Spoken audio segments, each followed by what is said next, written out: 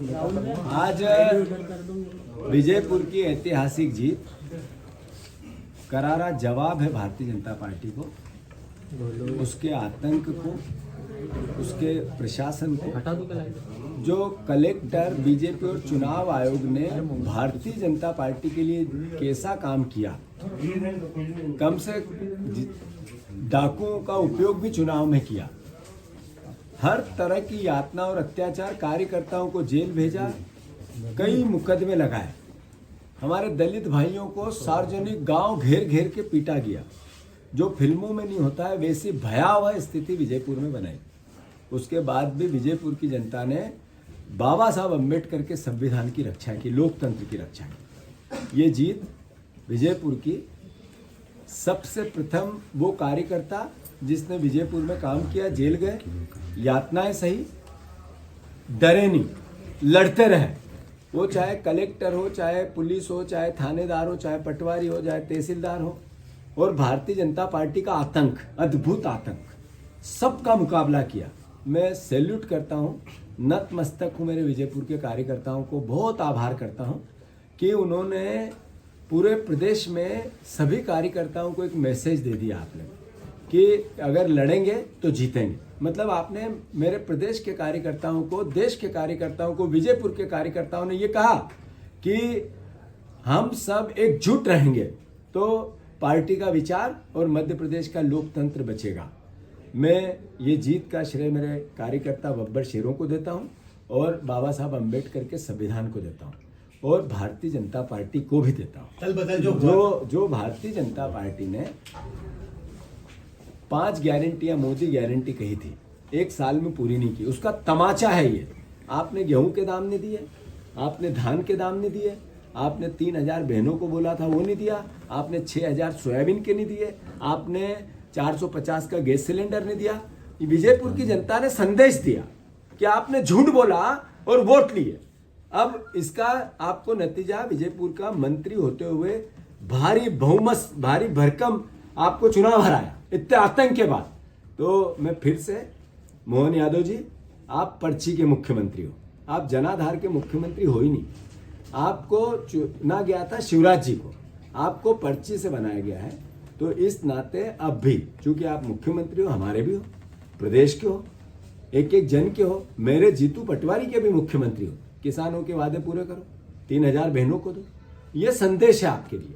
हमने कहा था सरकार नहीं बदलेगी, चलनी चाहिए सरकार 5 साल, अच्छी चलनी चाहिए, हम विपक्ष की भूमिका निभाए, पॉजिटिव सकारात्मक निभाए, मोहन यादव जी को सहयोग करें, बीजेपी को सहयोग करें।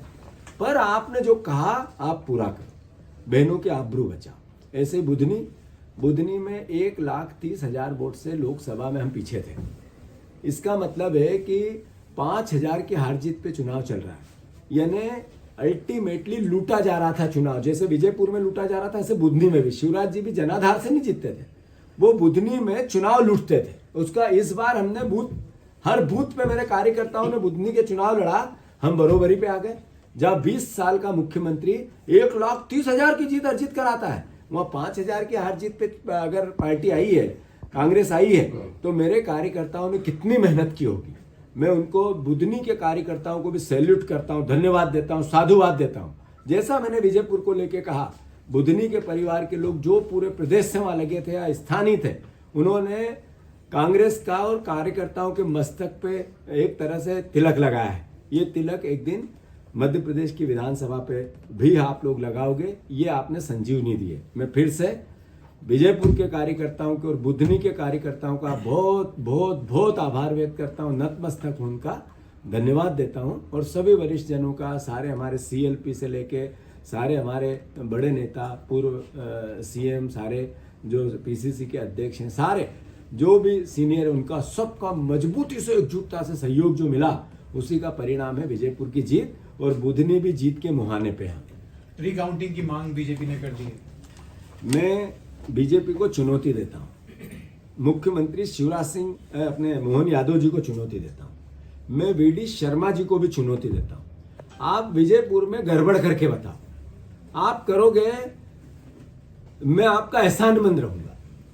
आप कांग्रेस के एक एक जन को ये पता है कि विजयपुर की जीत सुनिश्चित हुई है, पूरे देश में ये पता है। अगर गड़बड़ की जैसा चुनाव में की तो विजयपुर का कार्यकर्ता लड़ता रहा, अब की तो प्रदेश का कार्यकर्ता, एक एक कार्यकर्ता आपको मुंह तोड़ जवाब देगा, बीजेपी को देगा। और प्रदेश की जनता भी देख रही है, वो भी इनके आतंक से थक चुकी है।